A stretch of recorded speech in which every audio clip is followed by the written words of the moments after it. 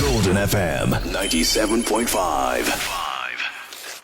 Hello, good morning, and thank you for joining us on the Golden Sunrise National and World News. In the headlines, PDP governors dare Chief Wike insist on November 15 convention. Reps query NERC authors over 59 billion naira national metering fund.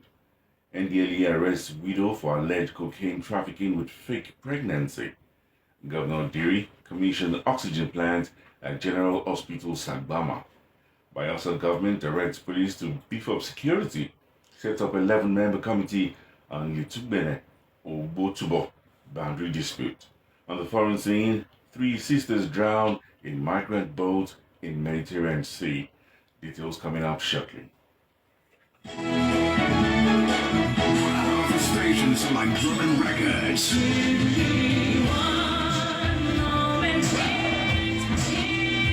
Another banger. Play them all. Golden FM 97.5.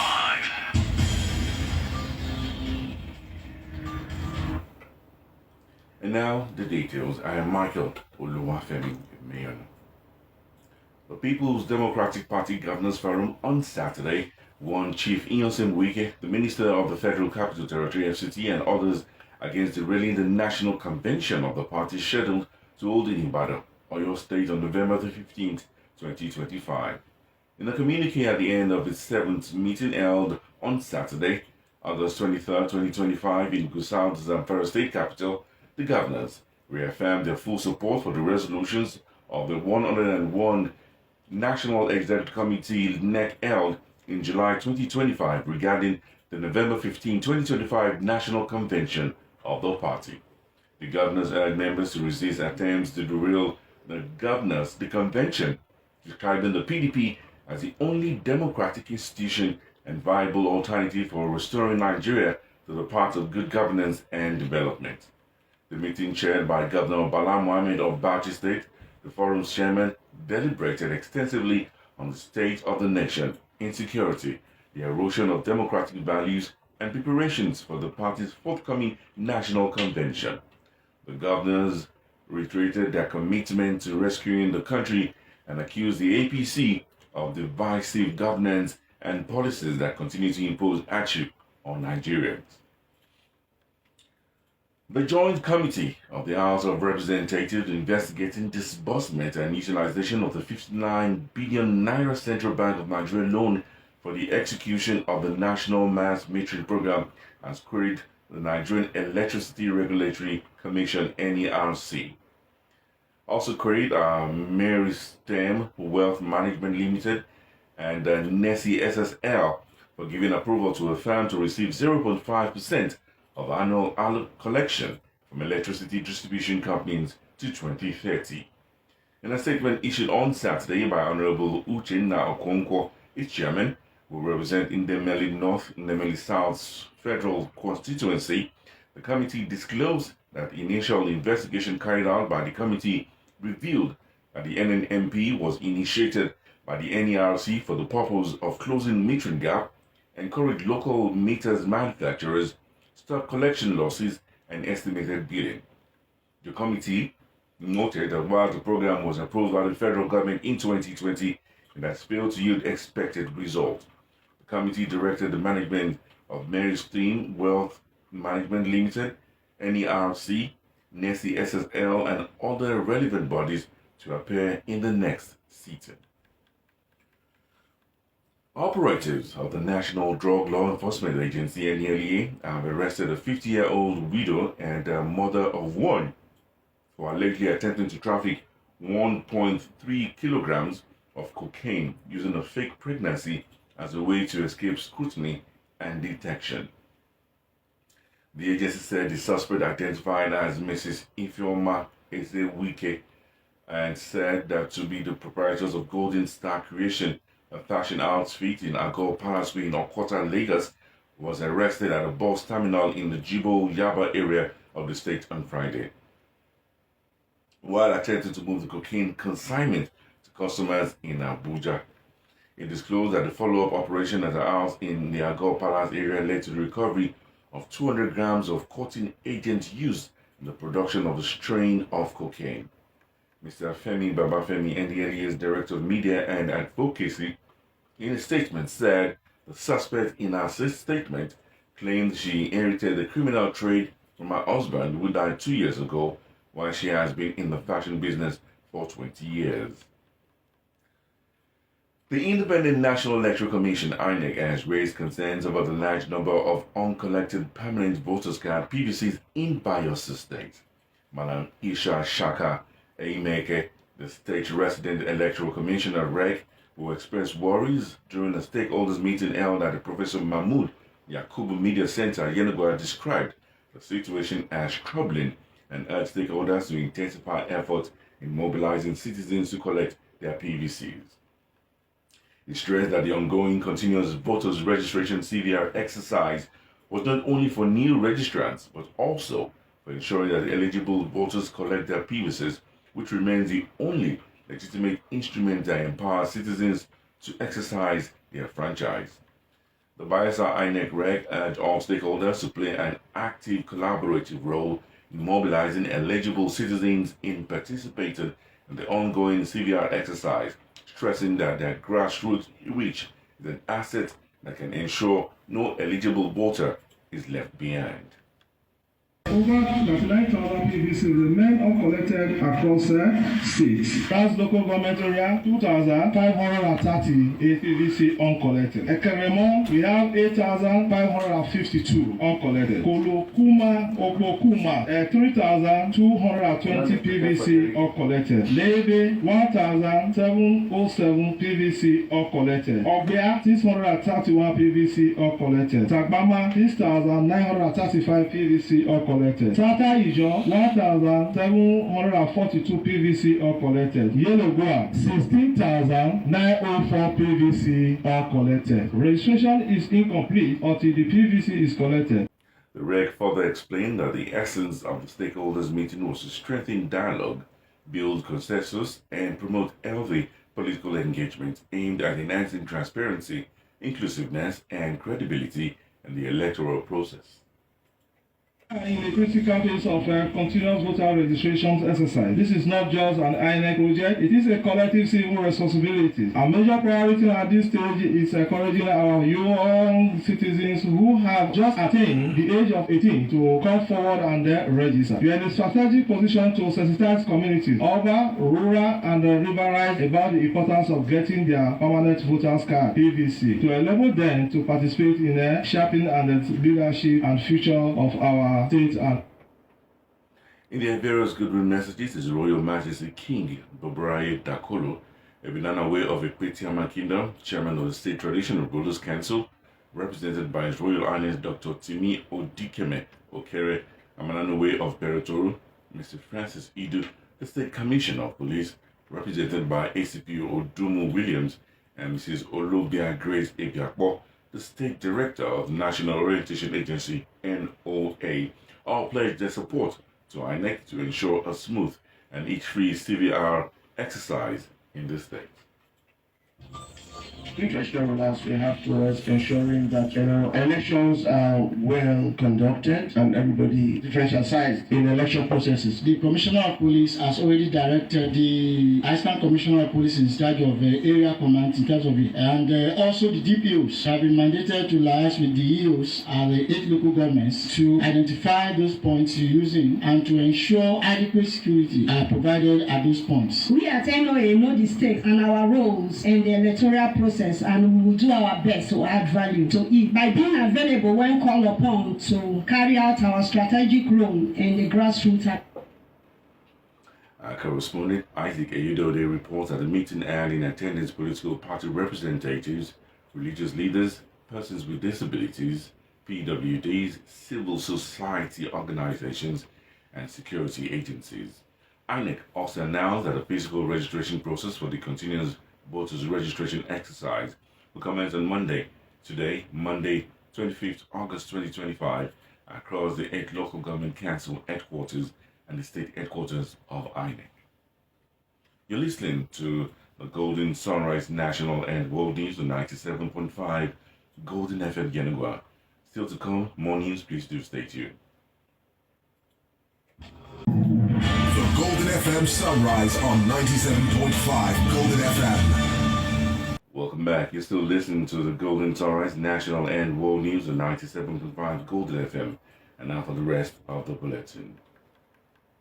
Governor Doyediri has commissioned a new pressure swing adoption PSA plant at the General Hospital Sagbama on Friday to boost emergency healthcare delivery in Bayelsa State. The oxygen plant, built in partnership with the Global Fund, is aimed at making oxygen closer, reliable, and affordable for patients. Represented at the event by Professor Nini Bofa Yahweh, the Secretary of the State Government, Governor Diri described the event as historic and urged the community to protect the facility from vandalism. Our government alone at the level of the state will not be able to shoulder all the needed resources to doing some of these things, and the partnership we have experienced today is a welcome development. It is very, very, very important that communities own government projects in the state. You can imagine government facilities being looted by our own people, and it is a very sad development. Communities must take absolute responsibility. Protect it. It is for our own use. In his remark, Professor Saifa Brisibe, Commissioner for Health, said the oxygen plant will save lives by providing critical support during emergencies like childbirth complications, accidents, and childhood pneumonia. He lauded Governor Diri for his unwavering support in strengthening healthcare and noted that Bayelsa now has oxygen plants across its 3 senatorial districts located at the General Hospital Sagbama, Braz, and FMC Yenagua. Children are not prone to having pneumonia. Leaders are not prone. Premature babies are not prone. Providing this plan means that we are not going to lose children with this condition. Our newborn children, our underfed children are protected, and we are going to give them life. Of course, that is the vision of His Excellency, the Governor of Bayelsa State. Let me also use this opportunity to really appreciate and reassure all our partners that as a state, as a ministry, we are committed to maintaining this. Professor Birisibe thanked the Federal Ministry of Health, the National Agency for Control of AIDS, NACA, and Global Fund for their support and reaffirmed government's commitment to building a stronger health system under the Assured Prosperity agenda. In their separate goodwill messages, Mr. John Paul Ororo, representative of the oxygen tanks at the Federal Ministry of Health, Mrs. Talma Thomas, Communication and Protocol Officer of NACA and Global Fund, as well as Honorable Godbless Onyike, Chairman of the House Committee on Health in the Bayelsa State House of Assembly, emphasized the importance of the oxygen plant and the need for collective effort to sustain it. On his part, His Royal Majesty Bolui Sufado, the Pere of Kobowe Kingdom, thanked the state government and its partners for providing the oxygen plant and assured that the facility will be protected against vandalism. The essence of the plans is to ensure that oxygen is available for Bayelsans, is to ensure that nobody die of hypoxemia. Let's maintain it, let's use it well, and let it improve the quality of life. The issue of power, the issue of security, the technicality of operation will require support from everybody so that the project will be sustainable and all of us will enjoy the project. And able, abo kurumo ibe, tomana besili, a blessed to me, a daughter in law. Obabe oba prembe, kempo bobi mkene ibusi mama. The Bayelsa State Government has urged police and other security agencies to beef up security in and around the Tugbene and Obotubo communities in the Keremo local government area of the state to prevent the destruction of lives and property. Senator Lawrence Erujakwo, Deputy Governor, gave the directive at a meeting held with the leaders of both communities and top government functionaries at his office in Government House, Yenagoa, on Thursday. He said the directive has become imperative in view of renewed skirmishes between the two neighboring communities following a boundary dispute over the ownership of a piece of land where the Renaissance African Energy Company, formerly Shell, had cited a project. While calling on the people of Obotubo and the Letugbene communities to maintain their long-standing cordial relationship, the Deputy Governor stressed the need for communities not to allow oil companies to divide them to cause intra- and inter-communal crises. He, however, sounded a note of warning that government will hold the leadership of both communities, including the CDC chairman and youth president, responsible in the event of any further violent attacks in the area. Setting up an 11-man committee to look into the boundary dispute, the Deputy Governor further urged the representative of both communities to make their claims, including previous court judgments and agreements, available to the committee without any delay. The community's Boundary Dispute Resolution Committee, which has 1 month to conclude its assignment, is chaired by Mr. Pere Bewari, the Commissioner for Land and Survey. The Secretary of the State Boundary Committee is to serve as Secretary, while Chief Michael Magbisa, the Commissioner for Special Duties, Bayelsa West, Honorable Onye Isaac, the Chairman of the Cremon Local Government Area, and Mrs. Margaret Giku, State Surveyor General, are members. Other members include Mr. Kwebi Agberibi, the Special Advisor to the Governor on Security, Mr. Eddie Brai, Chairman of Alabeni Rural Development Authority, Chief Vote Salem, Technical Advisor on Boundary Matters, Mr. Tonworimi Ebiowe, his Special Duties Counterpart, and 1 nominee each from the offices of the Attorney General and Commissioner of Police. A week after his retirement from civil service, Sir Braveman Wodi, the immediate past Director of Sports by Bayelsa State Sports Council, has unveiled a book titled Journey of the Brave. Journey of the Brave, which chronicles the story of Sir Braveman Wodi's life, is a powerful reminder that circumstances do not define people, rather they enable them to forge ahead irrespective of the challenges. Speaking at the official book launch and Thanksgiving reception of Sir Braveman, Chief Bokomo Orukari, Chairman of the occasion, the Amananuwe of Sabagria community in Kolokmo Pukuma Local Government Area, Bayelsa State, said he was pleased with the exploit of Sir Braveman as director, stating that his diligence and commitment to issues are worthy of emulation. I want to re-emphasize again, it is good to retire when you should retire. Brave man will be stronger than what he is now. He will discover he is going to regain himself more and more, because he has been spending all his energy, don't get it from one state to the other, trying to fix up sporting activities and working for the state. Now, all that energy will be centered on keeping the family and then making sure that things go right. In a remark by Sir John Sambo, Director of Domestic Affairs, Government House, Chief Launcher of the book, represented by Deacon Robert Igali, the Director General Center for Youth Development, commended Sir Braveman Wodi, the celebrant, for his immense contribution to the development of sports in the state in the last 5 years, describing him as a go-getter. And no man, no woman can be great if you are not having a bravery spirit. And because you succeeded as Director of Sports in the Bayelsa State Ministry of Sport Development, we're all here to celebrate you. This book has the secret. Yeah, young athletes, the secondary school students, and those in the sport industry will be able to benefit from you very earnestly. And that has been approved by the very erudite book reviewer. And we're all here and believing that everybody here is a Also, Dr. Amatari Musimo, the book reviewer, remarked that the secret of Sir Braveman Wodi's success story and what he did differently as Director of Sports is captured in the book Journey of the Brave, maintaining that the story of the achievements of the state in the area of sports will be incomplete without mentioning Sir Braveman. The celebrant, retired Director of Sports, in his remarks asserted that the essence of the event was to thank the Almighty God for retiring successfully, having served meritoriously in the service for 35 years. He appreciated the staff of Sports Council members, of his family, and the Anglican Church friends, colleagues, and members of Sports Writers Association of Nigeria, SWAN, for finding time to honor him.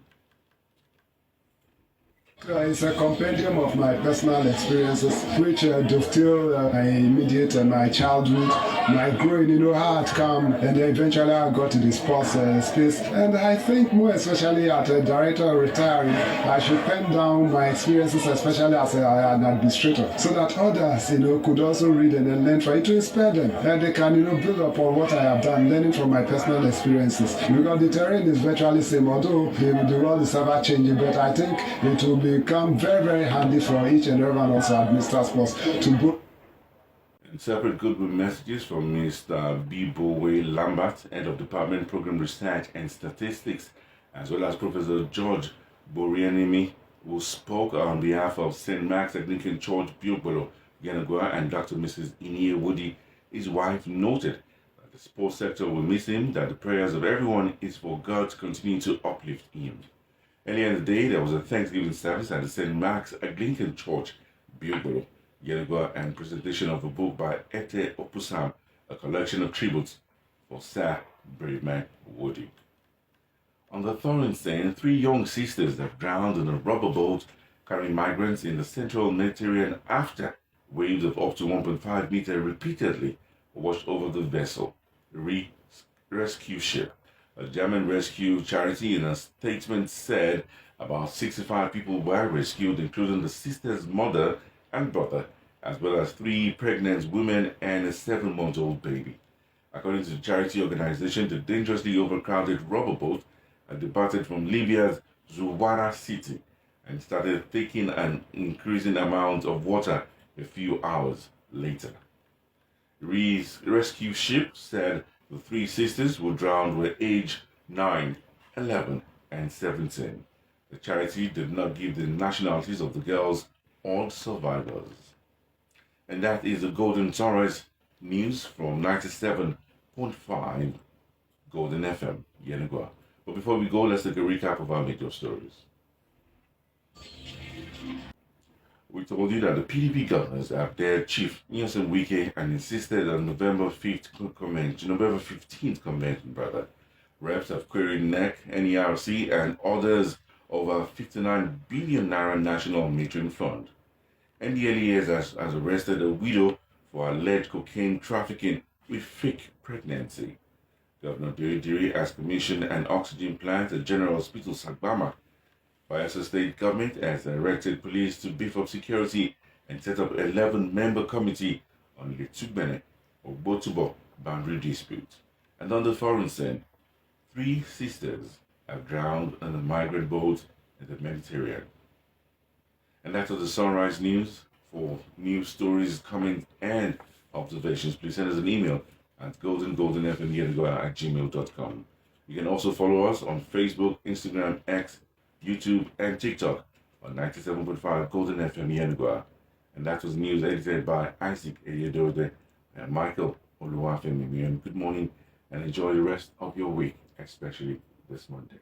Good morning. Golden FM 97.5.